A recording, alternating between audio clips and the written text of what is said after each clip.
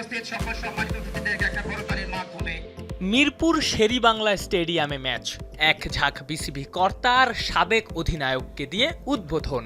ক্লাবগুলোর বিদ্রোহের মধ্য দিয়েও অনেকটা হইহুল্লোড় ফেলে মাঠে গড়িয়েছিল ঢাকা প্রথম বিভাগ ক্রিকেট লিগ।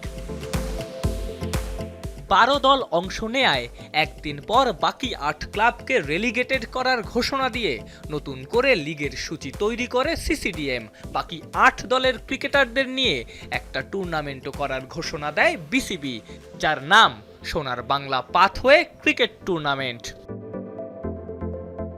শুধু প্রথম বিভাগ খেলতে না পারা ক্রিকেটাররাই না, এই টুর্নামেন্টে বিপিএলে দল না পাওয়া ক্রিকেটারদেরও অন্তর্ভুক্ত করার সিদ্ধান্ত নিয়েছিল বিসিবি।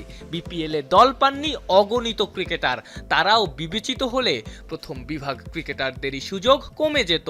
আর বিপিএল যেহেতু ফ্র্যাঞ্চাইজি টুর্নামেন্ট, প্রশ্নও উঠেছিল এখানের দায়িত্ব সিসিডিএম কেন নেবে। এভাবেই একটা জটিলতার সৃষ্টি হলে এই সিদ্ধান্ত থেকে সরে আসে বিসিবি। জানা গেছে এই টুর্নামেন্ট নিয়ে আগামী শনিবার বিশেষ এক সভায় বসতে যাচ্ছে ক্রিকেট বোর্ড। সেখানেই সিদ্ধান্ত আসবে বিপিএলে সুযোগ না পাওয়া ক্রিকেটাররা নন, টুর্নামেন্টে খেলবেন শুধুই প্রথম বিভাগ থেকে বাদ পড়া বাকি 8 দলের ক্রিকেটাররা। এরই মধ্যে তালিকাও করে ফেলেছে বিসিবি।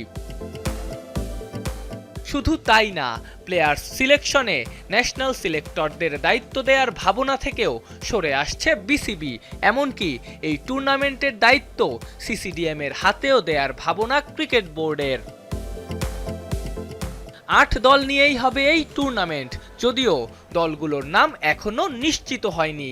8টা দল 8টা নদীর নামে করার প্রাথমিক ভাবনা বিসিবির। প্লেয়ার্স পেমেন্ট নিয়েও এখনো কোনো সিদ্ধান্ত আসেনি। দলগুলোকে কোচ, ম্যানেজার, টিম বয় সরবরাহ করবে বিসিবি। আফনান পিয়াল, যমুনা স্পোর্টস, ঢাকা।